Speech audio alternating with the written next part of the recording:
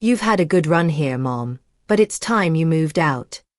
He said it so easily, like asking me to pass the salt. No tremble in his voice, no flicker of guilt, just a fact delivered with the calm detachment of someone reading off a grocery list.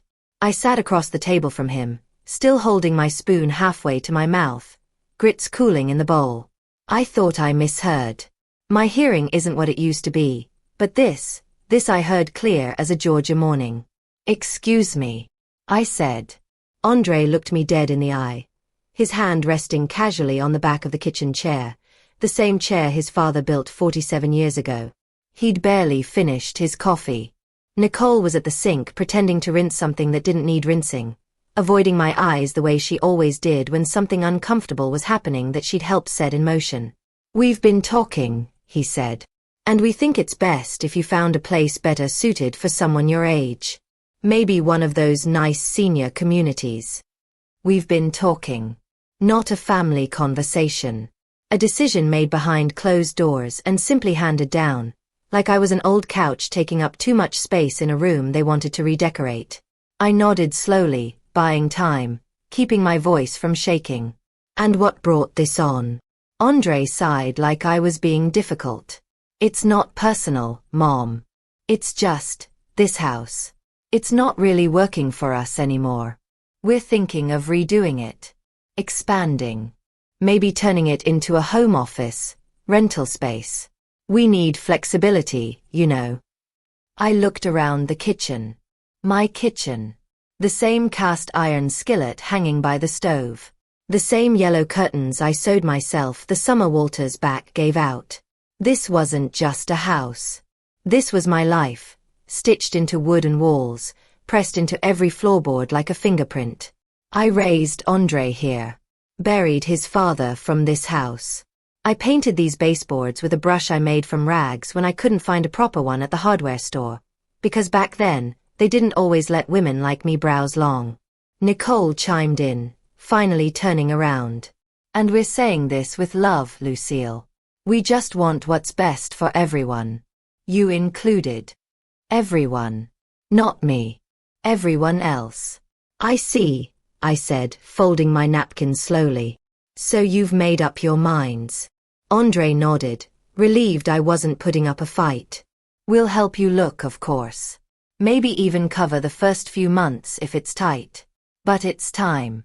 You've been here long enough. Long enough." That night, I sat in the living room long after they'd gone upstairs. My chair faced the fireplace, the same one that hadn't worked properly in years. Andre always said he'd fix it, but never got around to it. I didn't light a fire. Just sat there with my grandmother's quilt over my knees, staring at the shadows on the wall. 47 years. I remembered the day we broke ground. Walter and I, barely 30, him with a sunburn and me with calluses from laying cinder block. We'd built this house board by board, paycheck by paycheck, no contractors, just neighbors, some sweet tea, and a whole lot of stubbornness. The kind of stubbornness that runs deep in women who were told their whole lives they couldn't. And now I was being asked to step out like I was holding up progress. But I wasn't angry. Not yet. Anger takes energy, and I hadn't decided how I felt. What I did feel was something heavier, a kind of settling in the chest, like dust on a Bible nobody opens anymore. They think I'll just go quietly. Find a soft little room somewhere with cable TV and bingo on Thursdays. They think I'll slip away and not disturb their plans. Maybe that's what they're used to. Me making things easier for everyone else. I stood up slowly, joints stiff from the cool night air. Walked to the hallway and turned off the light. Past the door to Andre and Nicole's room without stopping, their muffled laughter behind closed doors. I went into my room, my sanctuary, and sat on the edge of the bed. They'd given me no timeline, but I knew it would come soon. Brochures would appear on the kitchen table. Friendly tours would be scheduled. It wasn't about needing space. It was about no longer needing me. I leaned over, opened the nightstand drawer, and pulled out the little black notebook where Walter and I used to keep household expenses. The pages were yellowing, but I still used it, not for budgeting anymore, but out of habit.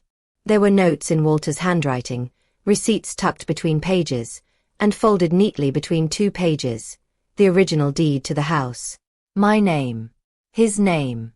Paid off in full 22 years ago. The house was mine. I closed the drawer and sat still for a long time, listening to the silence that lives between the walls of old homes. The thing is, they forgot who they were dealing with. They forgot I built this place with my bare hands and buried my husband with the grace of a woman who does not bend to storms. They forgot I'm not done yet. The first time I saw this land, it was nothing but red Georgia clay, a few scraggly pines, and promise. Walter stood beside me with a folded newspaper in hand and mud on his work boots. It's not much, he said, but it's ours if we want it. It was 1974. We had $2,000 in savings, 1 pickup truck with a cracked windshield, and hearts bigger than our bank account. We signed the papers at the kitchen table of the notary's office. A black woman named Mrs. Flowers who winked at me when she handed over the pen, like she knew exactly what that moment meant. That afternoon, we marked the corners of the house with twine and hope. That's what this house was built on. Hope and a kind of stubborn love that doesn't show up in movies. Walter was no architect and I was no builder, but between his hands and my will, we made it stand. I mixed concrete with a shovel. We borrowed tools, bartered favors, called in church friends on Saturdays. Sister May brought sandwiches. Brother Holt brought his truck. The whole community showed up, because that's what communities did back then. Andre was born 2 years later. His first crib sat in the unfinished hallway. He used to fall asleep to the sound of hammering and wake up to the smell of sawdust and biscuits. He doesn't remember any of that. Or maybe he does, and it's just easier not to. The tire swing in the backyard. I hung that with a length of rope Walter saved from his fishing shed and an old tire we pulled out of the ditch by the church. The peach tree planted the day Andre turned 5. It still blooms, though the fruit's gone bitter. All these things, the little cracks in the hallway tiles, the slope in the kitchen floor, the squeaky 3rd stair, they're not flaws. They're signatures. Like wrinkles on a face that has lived long and well. I thought about all of this the morning after Andre's announcement. I woke early as I always do, brewed a pot of coffee, not that anyone else touches it, and stepped onto the porch. The boards creaked the way they always do. Walter used to say that meant the house was greeting you. It knows your step, he'd grin. The fog was still low, brushing the grass, and the smell of damp earth brought tears to my eyes without warning. Not the kind that fall. The kind that just fill up and sting. I pulled Walter's old flannel tighter around my shoulders and stared out at what used to be open field. It was mostly houses now, fences, kids on bikes. Still, I loved it. They want to take it, not because they need it, but because they think I've had enough of it. I watched the light come up slow, washing the rooftops in soft gold, and I knew what I had to do. I wasn't going to let them renovate it out from under me. And I certainly wasn't going to pack my things and leave like a guest who'd overstayed her welcome. No. If I was leaving, it would be on my terms. And the house, it wasn't going to them. Not anymore. Later that day, when Andre left for work and Nicole disappeared to her yoga class or brunch or wherever she went when there was no one to supervise, I pulled the old lockbox from the top of the closet. My fingers knew the code by heart. Walter's birthday. Inside were the things that mattered. The deed, the will, the insurance documents, and the savings account we'd never touched except for emergencies. I smiled at that. They didn't even know it existed. I opened my address book, not the one on my phone, the real one, pages worn soft from decades of hands. I flipped through until I found the name Diane Whitfield. Diane was an old church friend. A woman who'd lost a husband right around the time I lost Walter. We hadn't spoken in a while, but she always sent Christmas cards with a little personal note, never just a signature. She'd made a name for herself selling homes all across the county. I dialed. She picked up on the 3rd ring. Diane, it's Lucille Beaumont. Lucille. Lord have mercy, I haven't heard your voice in years. I could hear her smiling through the phone. I need your help, I said. Quietly.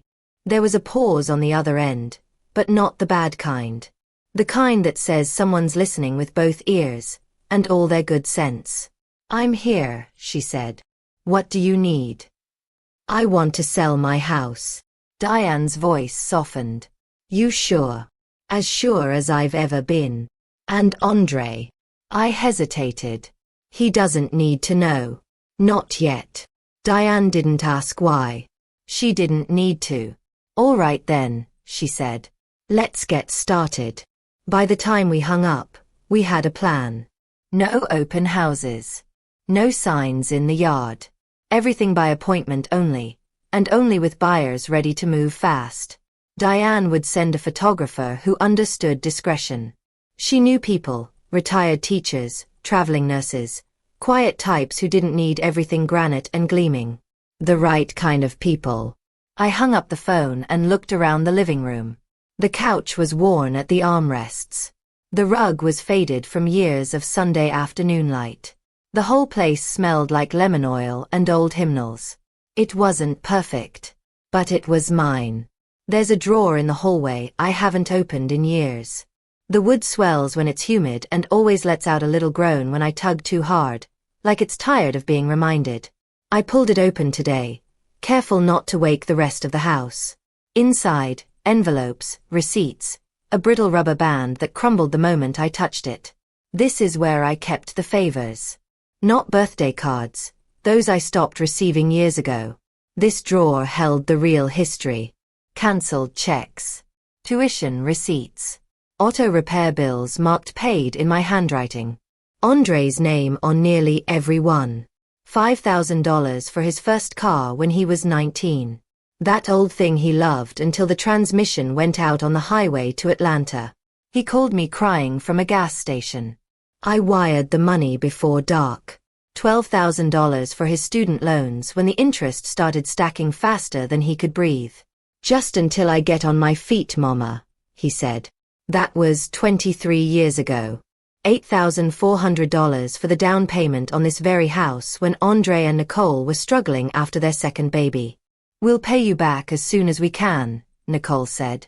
She even hugged me. That might have been the last time she did it without a reason. I ran my finger along the inked names, the totals, the years. This drawer was a ledger of quiet sacrifices.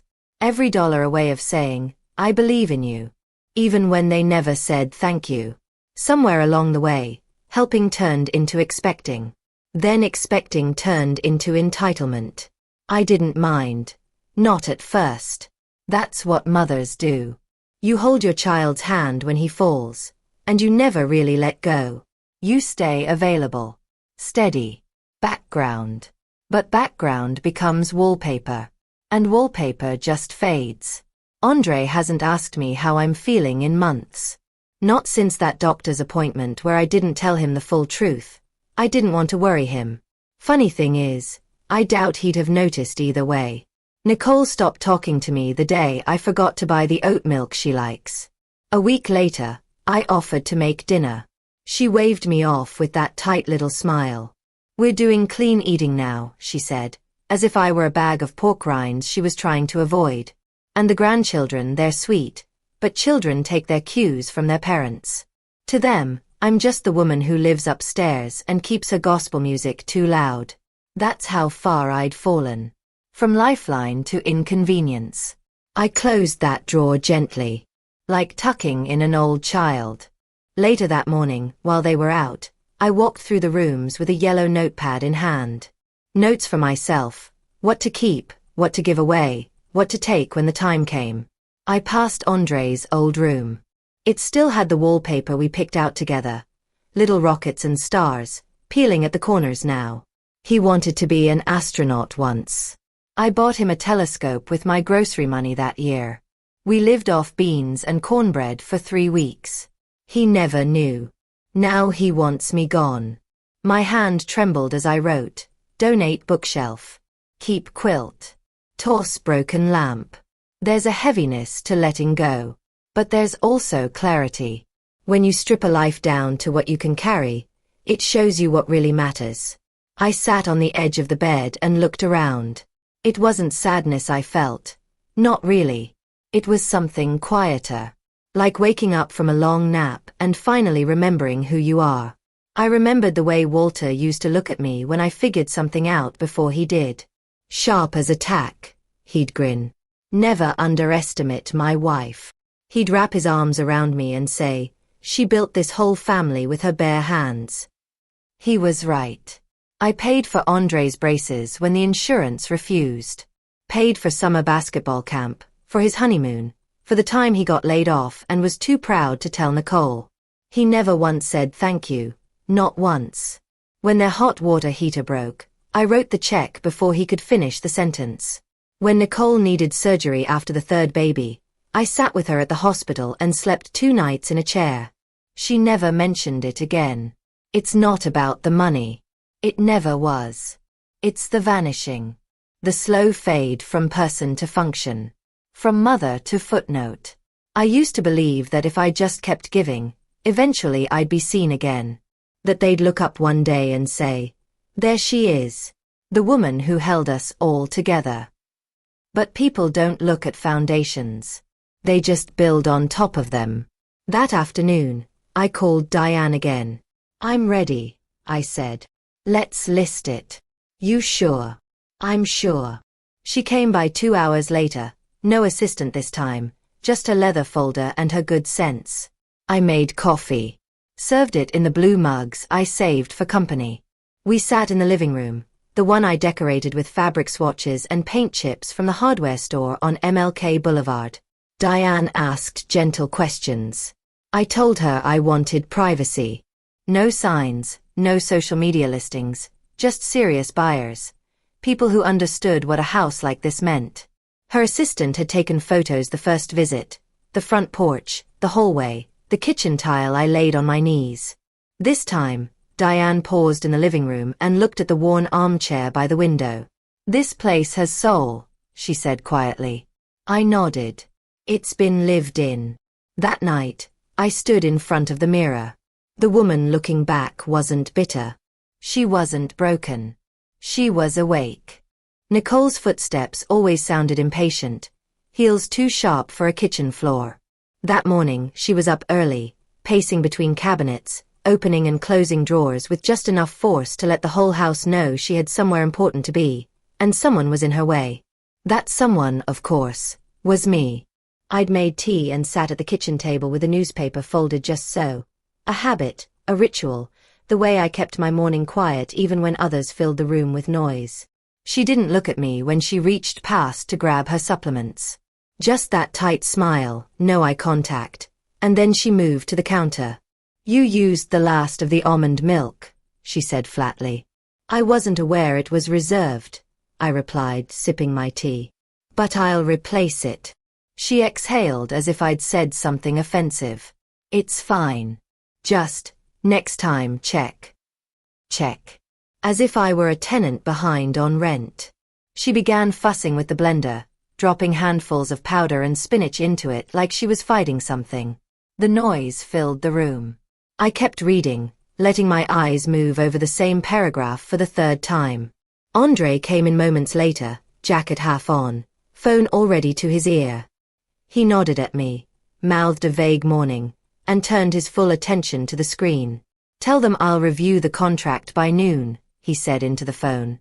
And no, we're not budging on the delivery timeline. He poured himself coffee, didn't sit, just hovered near the counter, barking orders, sipping hot bitterness without pause. Nicole turned off the blender with a dramatic flourish.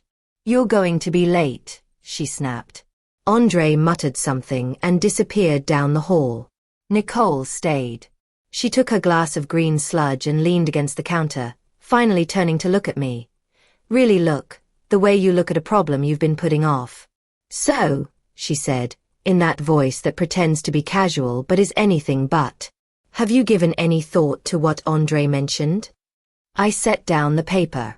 You mean the part where I'm asked to leave my own home? She blinked, then laughed nervously. It's not like that. No. She crossed her arms.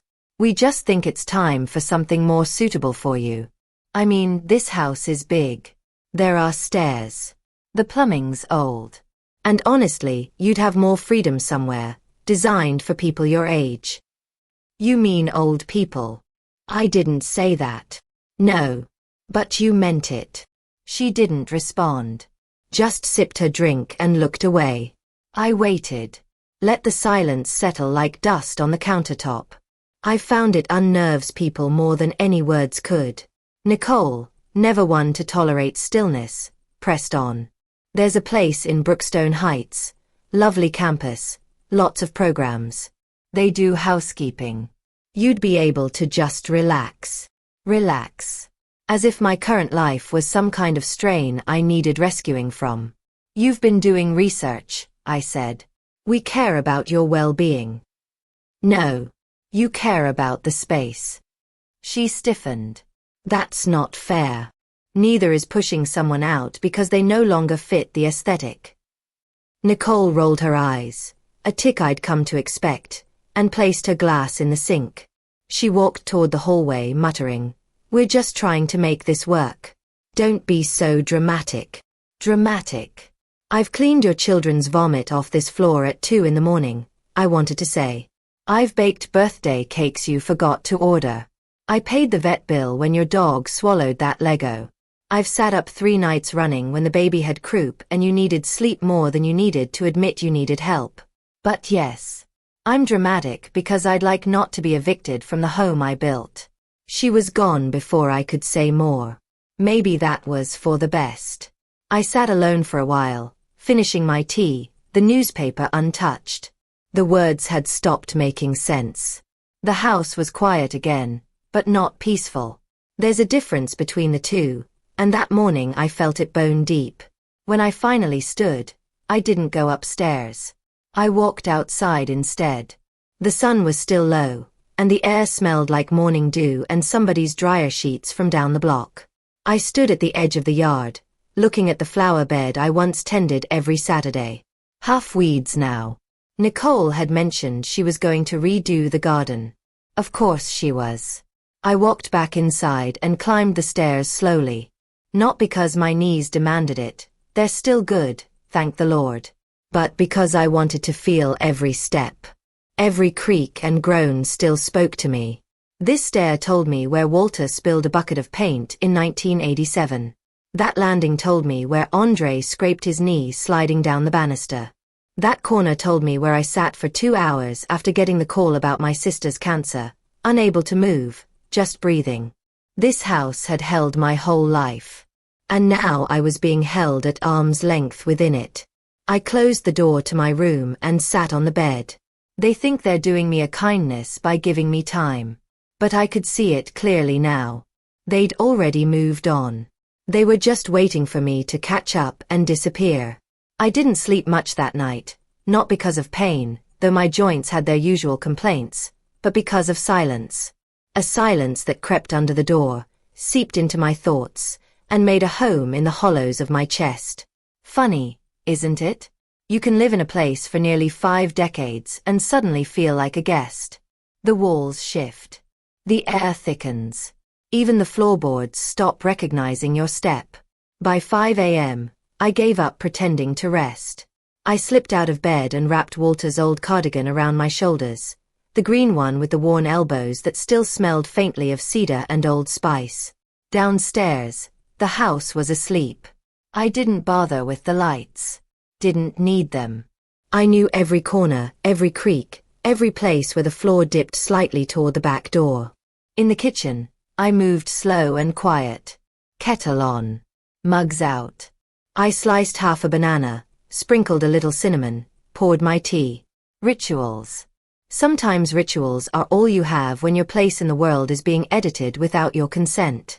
I sat at the kitchen table, the one Walter built when Andre was in kindergarten. It still had the scratch where Andre dropped a hammer trying to help his daddy. I remember yelling, then laughing, then brushing the boy's hair back and telling him it was just a table. He grinned, gap-toothed and proud. That table outlived the man who built it. Outlived the boy who once sat at it with sticky hands and dreams about space shuttles. I ran my fingers across the grain and took a long, slow breath. They want to tear this all down. Strip it, repaint it, stage it for guests. They want to sterilize it, make it Instagram ready, turn my life into a neutral-toned backdrop. They want me gone so they can start again. Well, let them start again. But not with my house.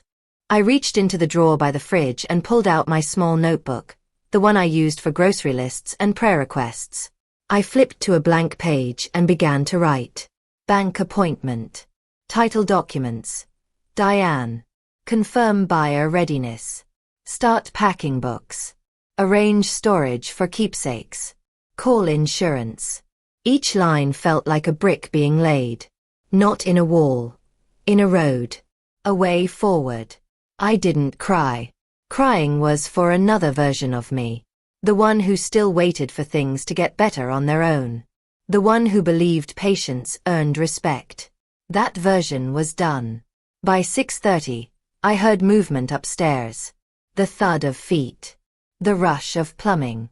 Andre's voice, low, clipped, already on a work call before he'd brushed his teeth. Nicole humming to herself the way she always did when she was pleased about something. I didn't say good morning when they came down. Didn't offer coffee. I simply stepped outside with my tea and closed the door behind me. The air was still, the kind of morning that makes everything feel paused, like the world is holding its breath before something shifts. I walked out to the garden.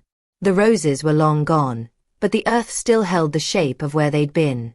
I knelt and pressed one hand to the soil. Cool. Damp. Waiting. It occurred to me then that I wasn't just leaving a house. I was leaving a version of myself.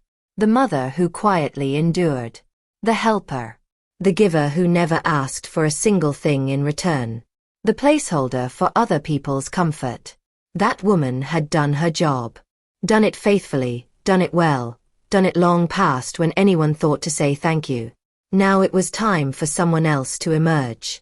Back inside, I retrieved the lockbox and set it on the table. Flipped the code open. 1952, the year Walter was born. Inside, everything sat in neat stacks, untouched but ready. Deed. Will. Investment portfolio.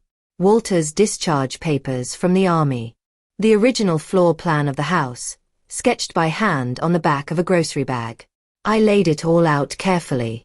Then I picked up the phone and called Diane. She answered on the second ring, voice soft but alert. You're up early. I'm ready, I said. You sure? More sure than I've been in a long time. A pause. Then, quietly. All right. Let's get to work. After the call, I pulled out a second notebook, a red one with a cracked spine I hadn't opened in years. I turned to a clean page and wrote. They think this house belongs to them now. That I'm just a footnote, a gentle removal to be managed. But they've forgotten something important. I was here before them. I built this from red clay and debt and scraped knuckles. And I will decide how it ends. Diane arrived at exactly 10 a.m., punctual as a Sunday service. She parked across the street, careful not to draw attention, and walked up the driveway like a neighbor stopping by to return a casserole dish. She hadn't changed much. Still had that brisk, purposeful walk. The tidy silver locks. The habit of smoothing the front of her blazer before every conversation. Only her eyes had softened with age. Not duller, just quieter, the kind that had seen enough to know when not to ask too many questions. I opened the door before she could knock. Morning, I said. She gave me a look, knowing, steady, and held up her leather folder. Let's do this properly. We sat at the kitchen table. Nicole had taken the car for her Pilates class. Andre was in the den with his noise-canceling headphones on, barking into Zoom meetings. The house had space to breathe, as long as you stayed beneath the volume of their lives. Diane spread out the documents. Preliminary valuation. Disclosures. Agency agreement. No assistant today. Discretion, she said. We went through everything line by line. The current market was strong. The neighborhood, despite its changes, still carried weight. The house, though dated, had something newer homes couldn't buy. Character, Diane said. What kind of buyer are you thinking? she asked. Someone who needs a home, I said simply. Not a status symbol. She nodded, made a note. No flippers then. No flippers. No developers.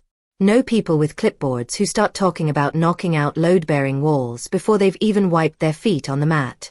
We talked timelines. I told her I was ready to move. Not rushed, but not meandering either. She asked where I'd go. I told her about the small cottage 2 towns over, near the library and the farmer's market. A place Walter and I had visited once on a Sunday drive when we were young and still dreaming out loud. I hadn't signed anything yet, but it was still available. Diane offered to make a call when we were done. We paused when Andre came into the kitchen looking for more coffee. He saw Diane, gave her a polite nod. Oh, Diane, right? From First Baptist. He barely broke his stride. Didn't know you two still kept in touch. Just catching up, she said smoothly. Mom, I'll be in meetings most of the afternoon. Already turning away, phone in hand. All right. He didn't ask what we were doing. Didn't notice the papers fanned out across his father's table. Just walked out, mid-sentence with someone more important. Diane watched him go and raised an eyebrow. Does he know? No. You planning to tell him? I met her gaze. Let him be surprised. I've spent years giving notice. None of it was heard. We signed the listing agreement. I initialed every page carefully, deliberately, the way I signed everything that mattered. Diane made copies and tucked everything back in her folder, neat as a church program. I'll start showing quietly, she said. No signs, no ads. Just direct contacts. I have a retired couple, older, looking to downsize into something with history. They'd appreciate this place for exactly what it is. Good. And when offers come in, you'll be the first to know. She stood and gathered her things, then paused. You all right? More than, I said. We hugged. Briefly, warmly. Just enough. As she turned to go, I said, Diane. She stopped. If this goes smoothly, I may ask you to help with the new place. She smiled. Slow and real. It would be an honor. After she left, I stood at the front window and watched her drive off. The house was quiet again, but this time it was a different kind of quiet. Not the kind that made me feel invisible. The kind that meant something was beginning. A new engine humming just beneath the stillness. The day the first buyer came, I made sweet potato bread. Not to impress anyone, I was long past that. But because the smell reminded me that this was a home, not a transaction. If someone didn't feel that walking through the door, they weren't the right buyer. Diane arrived 10 minutes early, as promised. Navy blazer. Leather folder. That steady look that said she had everything under control. Just one couple today, she said. No pressure. They're not in a rush, and they know older homes. Let's see if they deserve it, I said. The couple was in their early 60s. James and Elaine. She had silver-streaked locks and gentle eyes that took everything in without grabbing at it. He walked slow and deliberate and didn't try to pretend otherwise. I liked them immediately, the way you like people who are comfortable with who they are. They didn't talk about tearing down walls. They asked about sun exposure, drafty corners, whether the back porch got morning light. Elaine ran her hand along the stair railing, not to check for dust, but the way you touch something you can tell has been touched by years of hands before yours. James lingered in the garden, asked about the peach tree. It still bears, I told him, but the fruit's gone bitter. He nodded slowly. They rarely stay sweet after a certain age, he said. But they still bloom. That nearly did me in. Inside, I served tea and slices of sweet potato bread on the blue plates I kept for good occasions. We sat in the living room, not as seller and buyers, but as people. Elaine turned to me at one point, her voice careful and kind. You must have loved this house. I didn't reach for a polite answer. I did, I said. I still do. Then why are you selling? A month ago, That question would have unraveled me. Not now. Because it's mine, I said. And I'd like it to go to someone who understands that. They didn't press. Didn't pry for the family story hiding under the rugs. Just nodded with the quiet respect of people who had their own stories and knew better than to make assumptions about someone else's. After they left, Diane turned to me with a small smile. They want to make an offer. Full asking. I raised an eyebrow. Already. They said the house felt like it had been waiting for them. I didn't say anything. Just looked at the wall where Walter's photo used to hang. The nail was still there. I hadn't taken it down yet. Let's hold a day or two, I said finally. Make sure. Diane nodded. Of course. But I already knew. I'd known the moment Elaine ran her hand along that stair rail. Over the next few days, Diane fielded 2 more inquiries. One buyer wanted to flip it. Another wanted to gut it and put in floor-to-ceiling glass. No, I said both times. She didn't argue. Meanwhile, I started sorting. I didn't tell Andre. Not yet. He and Nicole were busy ordering furniture samples for a renovation they'd assumed I'd quietly vacate to make room for. They expected me to accept a brochure, smile through a tour of pastel-painted senior units, and disappear with a fruit basket and a polite wave. They didn't know I was building something else entirely. Charlotte called the following Monday. They're ready to formalize the offer. They've waived inspection. I smiled. They really want it. They do. But they have one request. What is it? They'd like to meet you again, properly. Not just as the seller, but as you. That gave me pause. In this world, people want square footage and stainless steel. They don't ask to sit with the woman whose hands pressed every nail into every wall. But James and Elaine weren't that kind of people. Tell them I'll bake something, I said. That Wednesday, we sat again at the same kitchen table. I served peach cobbler, warm, a little tart, the kind that needed vanilla ice cream to balance it. I didn't have any. They brought their own. Elaine looked around the kitchen after dessert, taking her time, like someone reading something important. We'll take care of it, she said softly. The garden. The porch. Even that creaky stair. We won't strip it down. James nodded. We're not trying to change it. We just want to live in it. I believed them. That evening after they left, I sat with Diane by the window. I want 2 conditions in the agreement, I said. She raised an eyebrow. First, no major demolition for a full year. No walls, no floors, no gutting.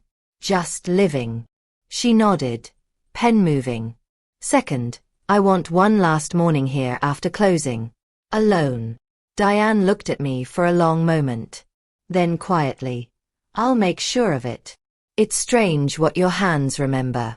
The curve of a teacup. The squeak of a particular drawer. The way Walter's signature used to trail off at the end like he was always in a hurry but didn't want to seem rude. My hands remembered all of it this week as I pulled out files, signed forms, and watched nearly 5 decades of paperwork pass through my fingers like water through a colander. The sale was moving faster than I'd expected.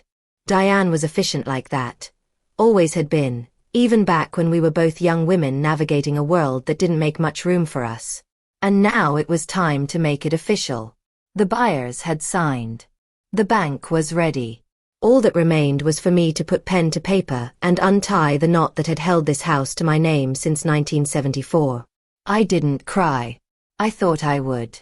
But by the time I sat in that too-cold office with a pen that looked too shiny for something so final, the tears had dried up before they could begin. The escrow officer, a polite young woman named Danielle, walked me through every line. Sign here and here. This initial means you agree to vacate by. I know what it means, I said. She blinked. Yes, ma'am. I didn't mean to sound sharp. I just wanted it done. Quick cuts, not slow ones. I signed everything. When she slid the final sheet toward me, she paused. This page confirms wire transfer instructions. You'll be receiving the funds here. She pointed to the account I'd opened years ago, the same one Andre didn't know existed. The one I'd kept separate, not out of secrecy, but survival. The way black women of my generation learn to keep something for themselves, quietly, without explanation, because experience had taught us that no one else would. Yes, I said. And I'll be transferring most of it to a trust, for myself. Then, after a beat, and for someone who still sees me. Danielle nodded, didn't push, just typed something into her computer and clicked her way out of my history. By the time I left that office, the documents were already on their way to the buyers. In less than 72 hours, it would be done. The house would no longer be mine, or Andre's or Nicole's in the way they'd imagined. It would belong to people who asked permission before touching the stairs. I went straight to the bank. Linda was working, the branch manager who'd helped me refinance back when Walter was still alive. She'd aged, but she still wore those same red-framed glasses and the kind of lipstick that announced she wasn't going anywhere quietly. "Mrs. Beaumont," she said, standing to greet me. "We got the notification this morning. Congratulations." I sat across from her desk. "I need to set up a living trust." Quietly. She didn't blink. "How much discretion?" "Enough that no one can get curious without my say-so." "We can do that." We spent the next hour going over forms, protections, options. I designated myself the primary beneficiary and trustee. Then I added a secondary name. Kezia. My granddaughter. The only person in that house who still asked me if I'd eaten. The only one who remembered to knock before coming into my room. The only one who ever said, "Grandma, you okay?" and waited long enough to actually hear the answer. Linda reviewed everything and slid the papers toward me. "You'll need to tell her eventually," she said gently. "I will. But not now. Let me leave this life before I hand her the key to the next." Linda nodded. "Understood." On the way home, I stopped at the hardware store. Bought 3 boxes, 2 rolls of packing tape, and a thick black marker. That night, while Andre and Nicole were out, dinner with clients, or whatever story they'd given, I started packing. Not everything. Not yet. Just the parts that mattered. Walter's fishing journal. My recipe cards, handwritten over 40 years. The quilt my mother made from scraps of our church clothes. A photograph of Andre at 5 years old, gap-toothed, missing his 2 front teeth, hugging my leg like I was the whole world. I wrapped it carefully and labeled the box. Keep. Fragile. Just like me. There's a sound that only empty rooms make.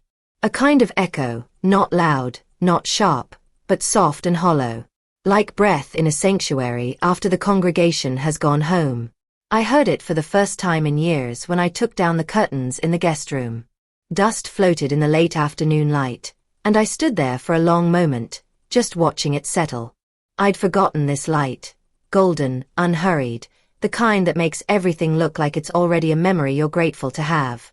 The closet was already empty. I'd packed what I wanted days ago. 1 suitcase. 2 boxes. Everything else, the things I'd once imagined passing down at the right moment, I'd either donated to the church rummage sale or left in a neat pile by the front door labeled free.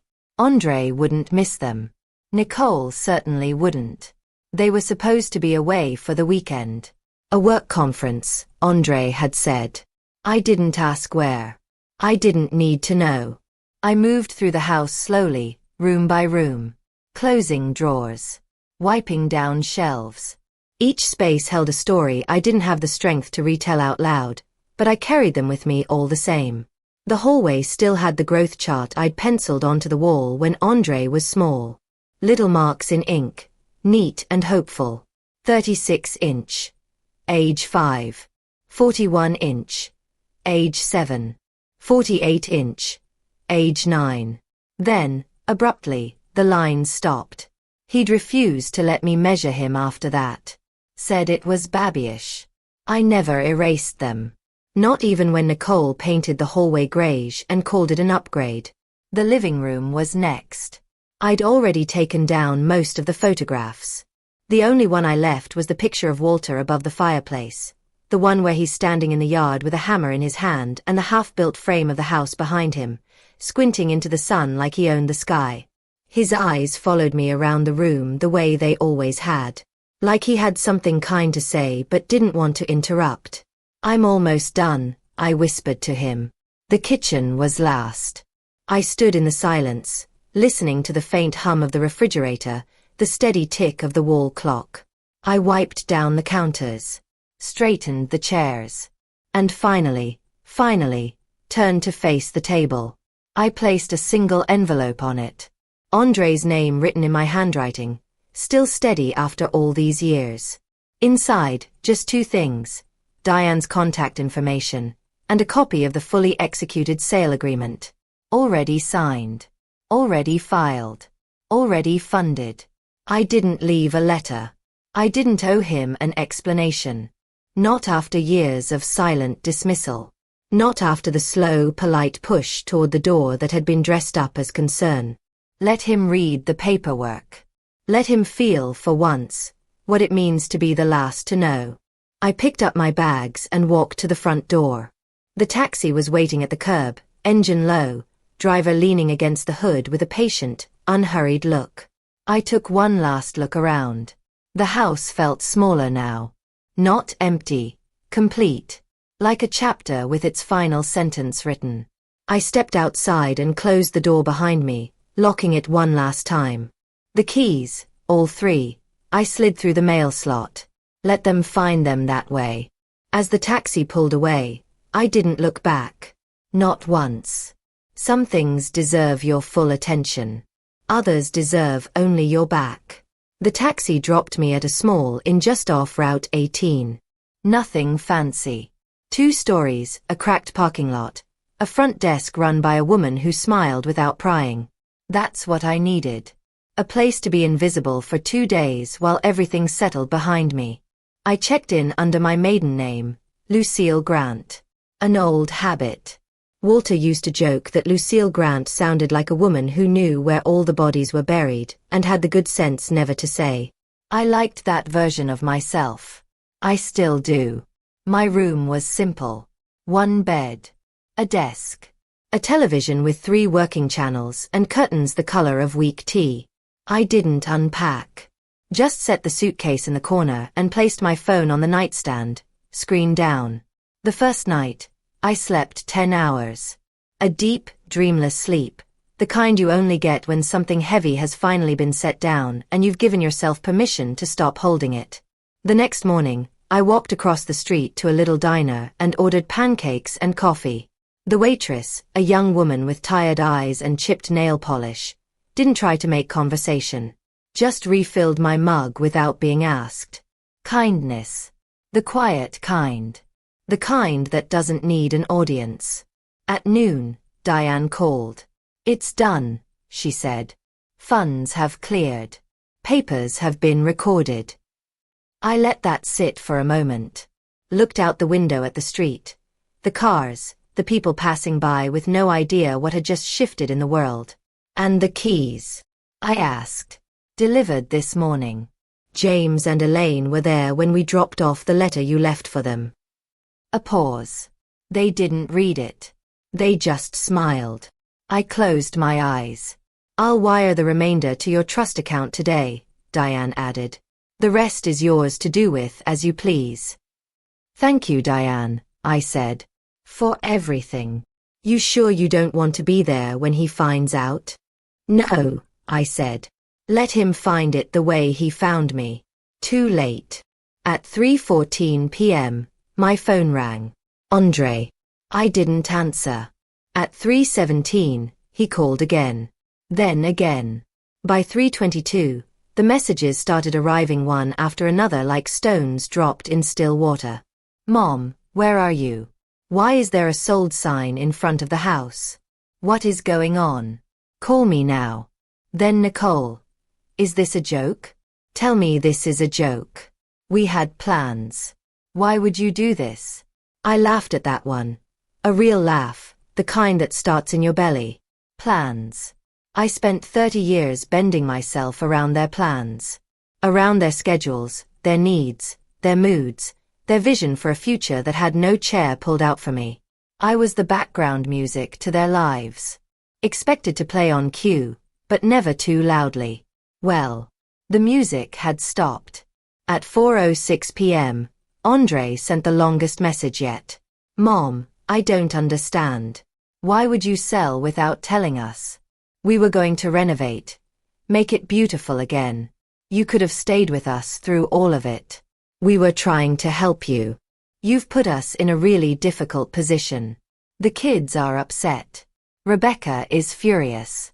Please just call me. We need to fix this." I read it twice. Then a third time. Not once did he ask if I was okay.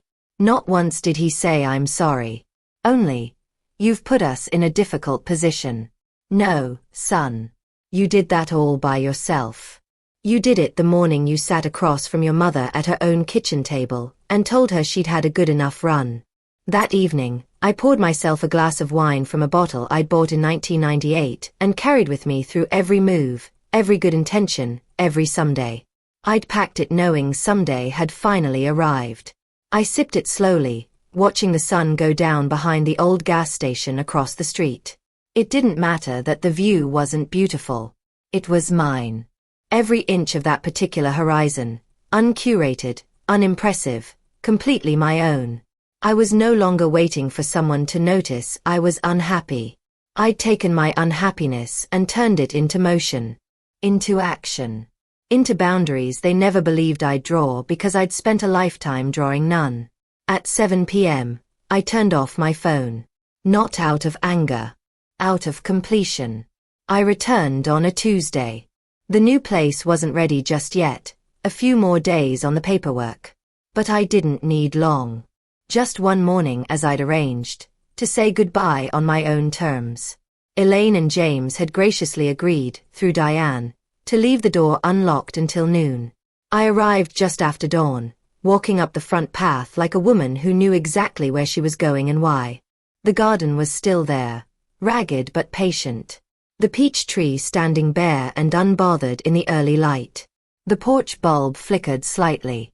A bulb I'd meant to replace for 2 years running. Inside, the air had shifted. Not cold, just different. The furniture was gone. The echoes were back. I stood in the doorway and let the quiet settle over me like a familiar shawl. I didn't know he'd be there. Andre sat on the living room floor, my living room floor, legs bent awkwardly, arms resting on his knees like a boy called to the principal's office. He looked up when I stepped in. His face was pale and drawn in that particular way men get when they haven't slept and still want to appear in control. "Mom." I didn't answer right away. He stood too quickly, as if realizing how small he looked from down there. "You sold it," he said. "Without telling us. It wasn't yours to know." He opened his mouth, closed it, tried again. "You could have said something. Given us a chance to." "To what?" I asked. "Convince me to stay quiet a little longer? Pack boxes with a smile. We could have worked something out." "No," I said. "You would have worked me out. Like an equation. One more obstacle between your ambition and your vision board." He looked wounded. That stung, not because I pitied him, but because I had raised a man who still didn't understand the full weight of what dismissal costs another person. "Do you have any idea how this feels?" he said, stepping closer. "To come home and find everything gone?" I looked at him steadily. "I do." He froze. "I know exactly what it feels like to walk into a room that was once yours and feel like a stranger in it," I continued. "To be told, gently, carefully, lovingly, that you don't belong there anymore." "That's not what we meant," he said quickly. "Things were tight. We were trying to make it work." "Work for who?" He didn't answer. "I raised you in this house," I said. "I kept it running on coupons and overtime and quiet sacrifices your father never even knew the half of. I stayed up nights sewing Halloween costumes. I drove you to practice in the rain. I warmed soup while you sulked over things you couldn't name. And when it was your turn to offer space, You offered an exit. Andre's shoulders dropped. His eyes went damp, but he didn't let the tears fall. Pride is a stubborn inheritance. You blindsided us, he said, softer now. I know. He took a slow breath. So what now? You just leave? Start over. I start again, I corrected. Not over. I take with me everything that matters. But this house, this place that held love and then went cold, I'm not dragging that with me. Silence. He looked at the window, the ceiling, the bare walls. Anywhere but my face. I never meant to hurt you, he said finally. You didn't mean anything, I replied. And that was the problem. He flinched like I'd struck him. I walked past him, slow, deliberate, and stepped into the kitchen one last time. Ran my hand along the counter. I could still feel it all. The heat of pies, the sweetness of spilled juice, the weight of elbows leaning in during long Sunday afternoon conversations that nobody rushed. The table was gone, but the indentations in the floor remained. Andre stood in the doorway, watching me. I don't know what to say. Then don't say anything. He blinked. Just remember, I added, turning to face him one last time. I left with grace. You gave me no choice. But I took mine. I stepped past him without waiting for a reply. Out the door. Down the path. He didn't follow, and I didn't turn around. When I left that house for the last time, I thought the chapter was closed. That I could walk away and the echo wouldn't follow. But silence has a way of trailing you. Jake didn't call for 3 days.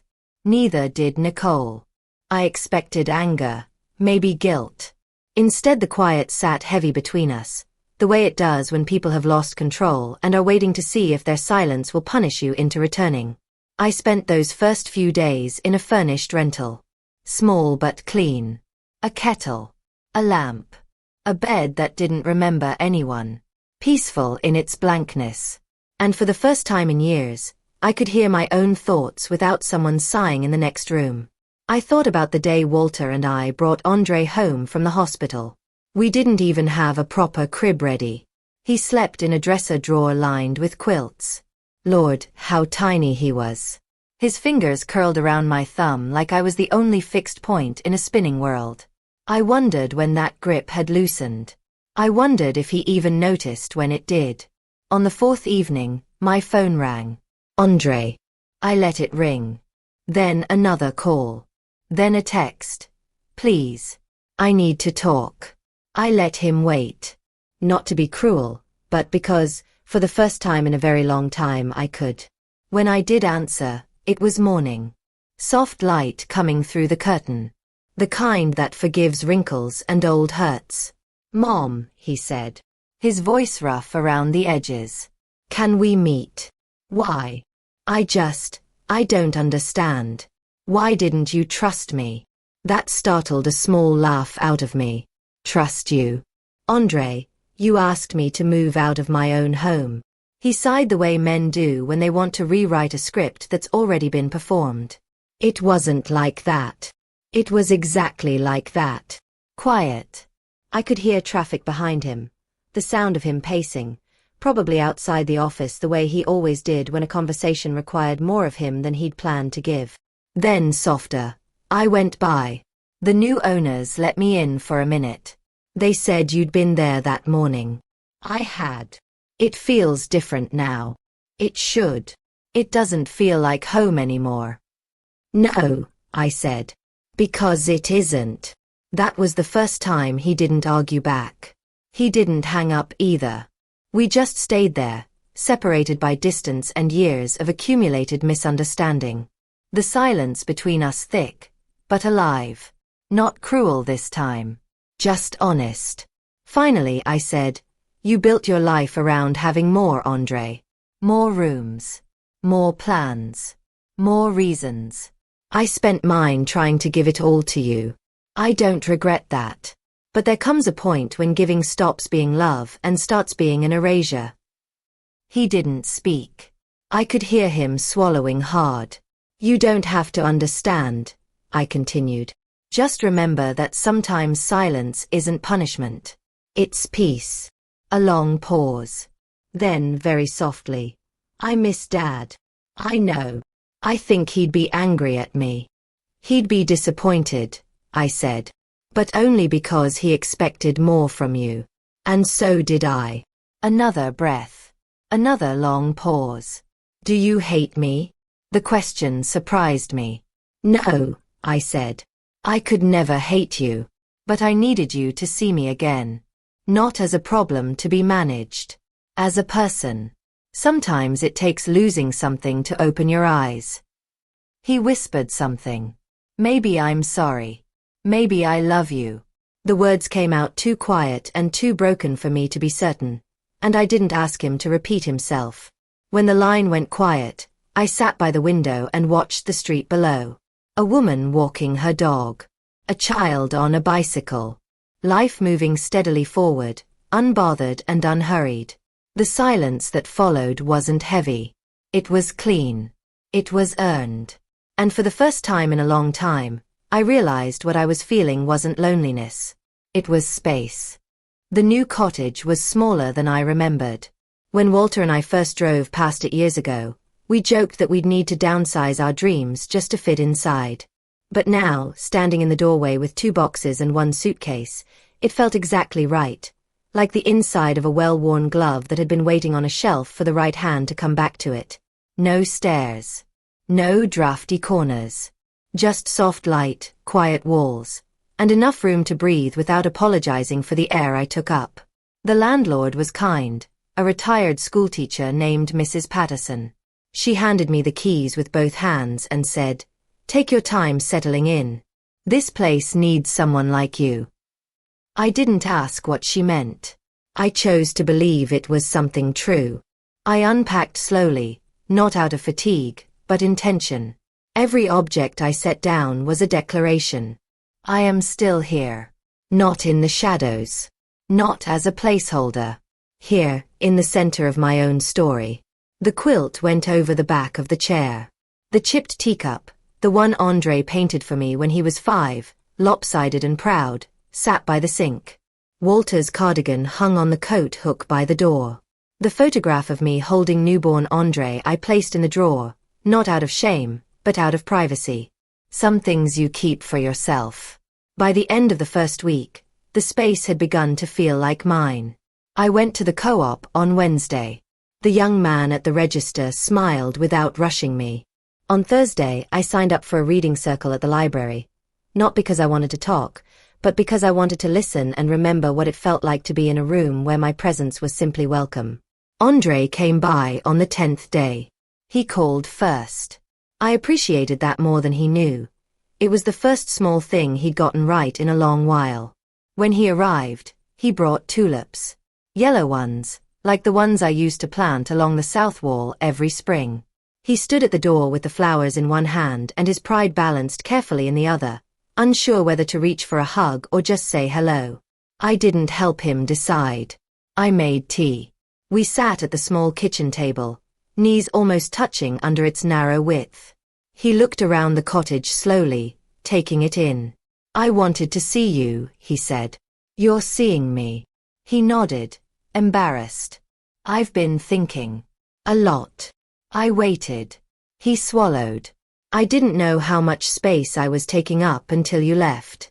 I kept thinking I was helping, offering comfort, making a plan. But I think what I was really doing was clearing the path for myself." He paused. "I forgot you were still walking your own." That silenced us both for a long moment. Then he said something I hadn't heard from him in years, something I'd stopped expecting and had quietly grieved without naming. I was wrong. I looked at him. Really looked. And for a moment, I saw past the man who made boardroom decisions and renovation plans, past all of it, to the boy who used to fall asleep on my chest while I hummed old hymns in the lamplight. "Thank you for saying that," I said. "I don't need you to fix it," I added. "I just needed you to see it." "I see it," he said. "I see you." He stood not long after. I didn't ask him to stay. He didn't ask if he could. At the door, he paused with his hand on the frame. Kezia misses you, he said. She keeps asking when she can come visit. My breath caught. Just for a second. She can, I said. Anytime. He smiled. A real one this time, not careful or managed, just real. And he left with more peace than he'd arrived with. When the door closed, I didn't cry. I just stood there, hands wrapped around a warm mug, letting the quiet fill the room the way good light fills a clean space, gently, without forcing anything. Later that evening, I opened the drawer and took out the envelope with Kezia's name on it. I'd written the letter weeks ago, folded carefully around the trust documents. Not for now. For later. A way of telling her, when she was old enough to understand, that when someone truly sees you, you don't disappear. You begin. Kezia did come the following weekend. She brought me a drawing she'd made, our old house, the big oak in front, and me standing on the porch holding a pie with a cat sitting at my feet. We never had a cat. I didn't correct her. I miss your pancakes, she said. You'll have them tomorrow, I promised. We cooked together the next morning. Her in one of my aprons with the sleeves rolled up like she was about to perform surgery. She cracked the eggs too hard, spilled half the milk, and grinned with a gap-toothed smile that made something bloom in my chest that I thought had gone dormant. After breakfast, we sat on the floor with a photo album spread open between us. Is that Daddy? She asked, pointing at a picture of Andre in high school, lanky, serious, trying hard to look older than he was. It is. He wore that same jacket every single day that year. Her eyes went wide. He had hair. We laughed. The real kind, the kind that takes over a room. Then she turned serious the way children do when something important is forming behind their eyes. Grandma, why don't you live with us anymore? I thought for a moment. Chose my words the way you choose which door to open in an unfamiliar house. Carefully, with full attention. Because sometimes, I said, when people stop seeing you clearly, you have to step back, so they can remember what they had. She frowned, thinking it through. Did it work? I smiled. Ask your daddy. That night, after she'd gone back home, I sat with the album still open in my lap. The past no longer felt heavy. Just full, like a well-organized attic. Everything still there, but no longer falling on top of you when you open the door. I looked at a photograph of Walter in the yard, hammer in hand, the half-built frame of our house rising behind him. We had nothing back then. No blueprint, no safety net, no guarantee. Just love and a mutual agreement to figure it out as we went. That was enough. It still is. There's a rhythm to endings, if you're quiet enough to hear it. It doesn't arrive with fanfare. It isn't always clean. But it has a weight, a final click in the lock.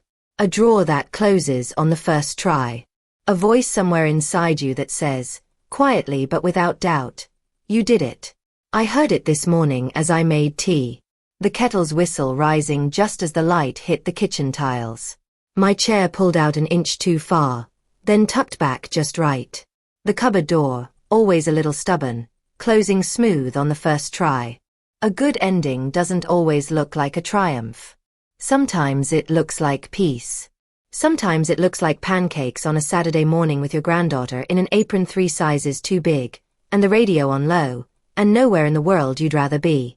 Today I went to the post office. The woman behind the counter knew my name already, after just 2 weeks. You've got something from the library, she said, sliding a padded envelope across to me. A new audiobook. It startled me, not because it was remarkable, but because I was finally still enough to feel it. Kindness. The quiet, unremarkable, daily kind. When I got home, there was a letter in the mailbox.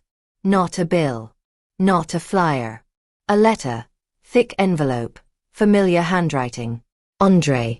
I sat on the porch with my tea and opened it carefully, the way you open something you've been waiting for without knowing you were waiting.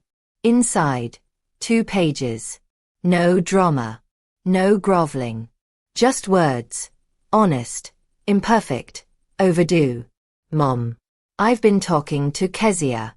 She told me what you said, that when people stop seeing you, sometimes you have to walk away so they remember what they're missing. I've been sitting with that for a while now. And I want you to know, I'm starting to see you again. Not just as my mother. As a person. As someone who built something real, with real hands, and real sacrifice, and never once asked to be thanked for it. I don't know how to make up for the years I didn't see you clearly. But I'm trying. That has to count for something. Kezia says your pancakes are better than anyone's. Maybe sometime you'll let me come and find out for myself. Love, Andre. I held that letter in my lap for a long time. Not because I didn't know how to respond, but because some things deserve to be felt fully before they're answered. Some words, you let them settle into you like rain into dry ground. Slow. Quiet. Necessary. Later that afternoon, I pulled out the envelope with Kezia's name on it.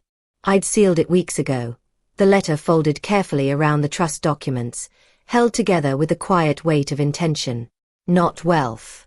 Not property. Just truth, saved for when she was old enough to receive it. I took a pen and added one final note at the bottom of the letter, in the margin, where there was just enough room. P.S. If they ever make you feel small, remember this. You come from a woman who sold her house while they were at work. Not out of spite. Out of clarity. You don't owe anyone your silence, not when your voice has something to say. And yours always will. I sealed the envelope again and placed it back in the drawer. Not for now. For when she's ready to understand that courage doesn't always raise its voice. Sometimes it just packs a bag, closes a door softly behind it, and begins again. As the sun dipped behind the fence and the last of the light went gold across the kitchen floor, I stood at the window and watched the wind move through the grass. No music. No tears. Just a quiet kind of victory. The kind no one can take back.